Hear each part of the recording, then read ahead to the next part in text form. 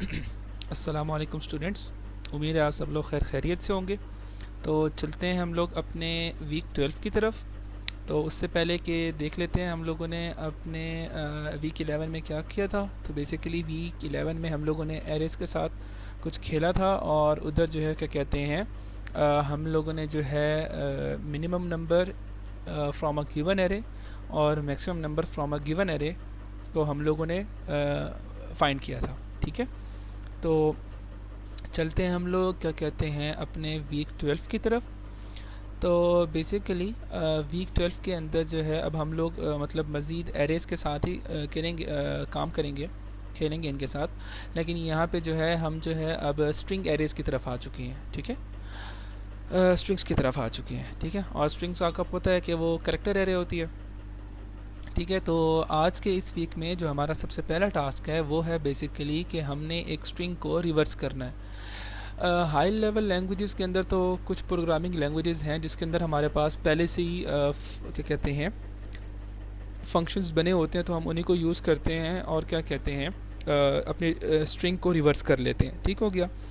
और क्या कहते हैं कुछ लैंग्वेजेस के अंदर हमें बनाना पड़ता है, और आज हम देखेंगे कि बेसिकली असेंबली लैंग्वेज के अंदर कि हम लोग क्या है कि कैसे एक स्ट्रिंग को रिवर्स करते हैं। ठीक है, और दूसरा ये है कि हम लोगों ने जो है स्ट्रिंग की लेंथ मालूम करनी है।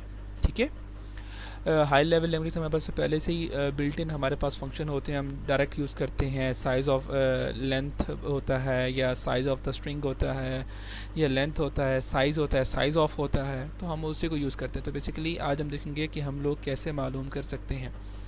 तो चलते हैं हम लोग अपने पहले टास्क की तरफ। अच्छा, तो पहला टास्क जो हमारे पास है वो काइंड ऑफ इस तरह का है कि ये हेलो जो है स्ट्रिंग में लिखा हुआ है, तो हमने हेलो भी और साथ जो है उसका रिवर्स भी प्रिंट कराना है। तो दोनों हम लोगों ने साथ ही प्रिंट कराने हैं। ठीक है, तो चलते हैं हम लोग क्या कहते हैं कोड की तरफ। ओके स्टूडेंट्स, तो हमारा जो पहला टास्क है ये जो है दो तरीक़ों से हो सकता है। तो मैंने इनको दोनों तरीके से किया है आप लोगों के लिए, और मैं इंशाल्लाह आप लोगों को दोनों तरीक़ों से समझा देता हूँ। ठीक है, दोनों तरीके बड़े आसान हैं। पहला जो तरीका है वो बेसिकली है क्या कहते हैं स्टैक्स को यूज़ करके, कि स्टैक को यूज़ करके मैं एक स्ट्रिंग को है कैसे रिवर्स करा सकता हूँ। ठीक है,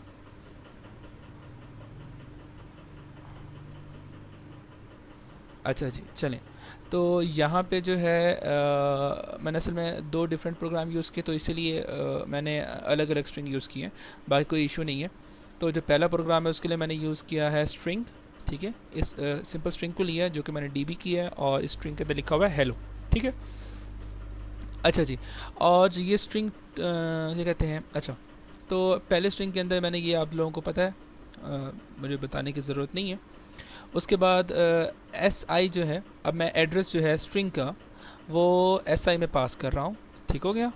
अच्छा जी, उसके बाद क्या कहते हैं, अब ये लूप कितनी दफ़ा चलेगा, तो यहाँ से आप काउंट कर सकते हैं HELLO 5 है इसमें, तो मैंने जो है अपनी लूप को 5 टाइम चलाना है। ठीक हो गया।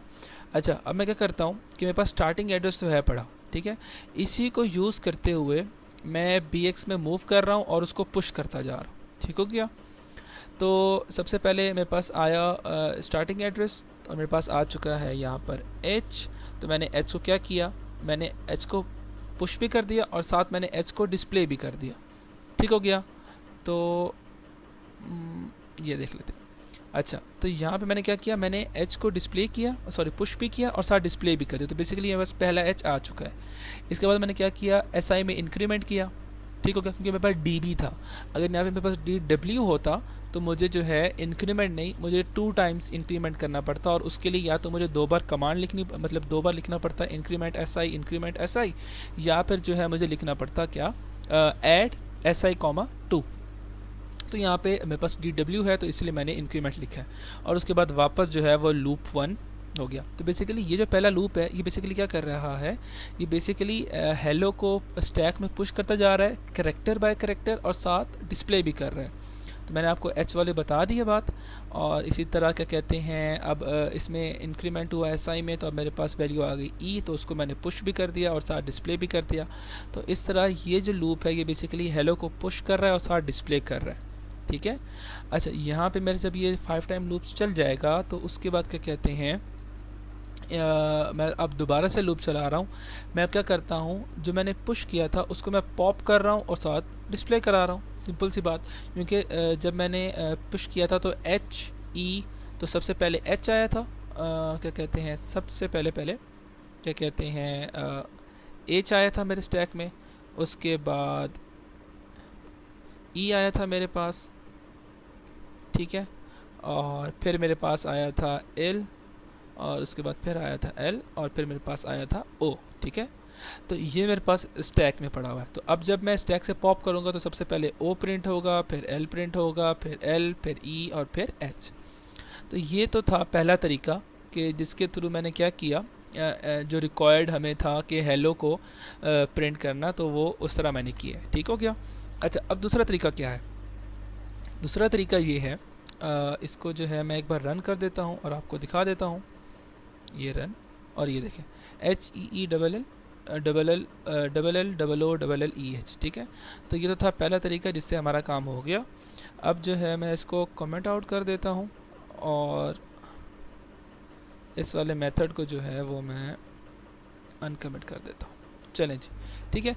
असल में इस वाले के अंदर जो है मैंने मूव एस बी की कमांड यूज़ की है, ठीक है। और इस कमांड का आप लोगों को अच्छी तरह से पता है। और क्या कहते हैं, इससे मैंने क्या किया, मैं आपको सिंपल सी बात बताऊं। मैंने ना इसमें 2 स्ट्रिंग्स का यूज़ किया है। मैंने सबसे पहले क्या किया कि इस स्ट्रिंग 1 को मैंने रिवर्स ऑर्डर में एक और स्ट्रिंग बनाई थी, स्ट्रिंग 2, इसके अंदर डुप्लीकेट किया। अब देखें यहाँ पे मैं आपको और चीज़ बताता चलूँ कि अगर हमने जो है एक स्ट्रिंग को डुप्लीकेट, मैंने ये स्ट्रिंग जो बनाई है इसमें हो क्या रहा है, स्ट्रिंग 2 मैंने बनाई किस टाइप की, 5। अब मैं चाहता हूँ कि इस स्ट्रिंग के अंदर 5 एलिमेंट्स हो, तो मैंने लिखा 5, और मैंने अब मुझे अभी नहीं पता कि उसके अंदर कौन से एलिमेंट्स होंगे, मतलब मैं अभी इसे इनिशियलाइज क्या कहते हैं एम्प्टी से करा रहा हूँ, मतलब कुछ भी नहीं है। तो मैंने यहाँ पे क्वेश्चन मार्क दे दी, तो होगा क्या कि ये स्ट्रिंग 2 जो बनेगी इसकी जो लेंथ होगी वो 5 होगी, और इसके अंदर question mark question mark question mark question mark होंगे। ठीक हो गया। और एंड जो है वो मैंने डॉलर से कर दिया। अच्छा, अब मैं क्या कर रहा हूँ, यहाँ पे मैं जो है सोर्स इंडेक्स और डेस्टिनेशन इंडेक्स के पॉइंटर को यूज़ करते हुए स्ट्रिंग 1 जो है वो स्ट्रिंग 2 के अंदर कॉपी कर रहा हूँ, लेकिन रिवर्स ऑर्डर में। तो सोर्स जहाँ से कॉपी होना है वो है मेरा स्ट्रिंग 1, ठीक है, और वो रहा हेलो। और स्ट्रिंग 2 जो, इसलिए देखें कि स्ट्रिंग 1 जो भी है, ठीक है, और मैंने इसको डीबी में किया हुआ है, ठीक है, तो मुझे पता है 1 बाइट करके मैंने आगे मूव करना है। तो स्टार्टिंग एड्रेस तो होता है स्ट्रिंग 1 के पास, ठीक है, तो +4 किया तो मेरे पास बेसिकली ओ का जो है रेफरेंस आ चुका है, ओ का एड्रेस आ चुका है, और वो जो है मैंने सोर्स में मूव करा, एस आई के पास चला गया। और स्ट्रिंग 2 जो कि अभी तक एम्प्टी है, उसका स्टार्टिंग एड्रेस जो है वो डी आई के पास चला गया, ठीक है।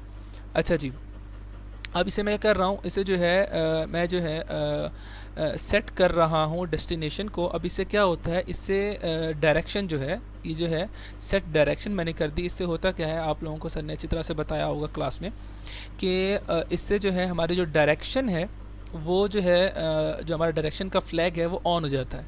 और जब वो ऑन होता है तो उससे होता क्या है कि हमारी जो डायरेक्शन है वो अपोजिट चलती है, ठीक है, डिक्रीमेंट होती है, ठीक है। सोर्स से हम सोर्स से सपोज़ के अब यहाँ पे जो मेरे पास सोर्स इंडेक्स है वो जिसको भी पॉइंट कर रहा है, सपोज़ वो यहाँ पे पॉइंट कर रहा है, लेट सपोज़ वो यहाँ पे पॉइंट कर रहा है 5 को, ठीक है। तो नेक्स्ट टाइम जब एक लूप चलेगा तो वो 5 से 4 को पॉइंट करेगा, तो मतलब डिक्रीमेंट होता जाएगा, फिर 3, फिर 2, फिर 1, इस तरह, ठीक है। यहाँ पे जो है क्या कहते हैं, हमारी वीडियो का टाइम ख़त्म हो रहा है, तो इंशाल्लाह नेक्स्ट इस वीडियो के जो क्लिप है उसमें जो है मैं आपको एक कोड एक्सप्लेन कर देता हूँ। तो मिलते हैं नेक्स्ट क्लिप के अंदर।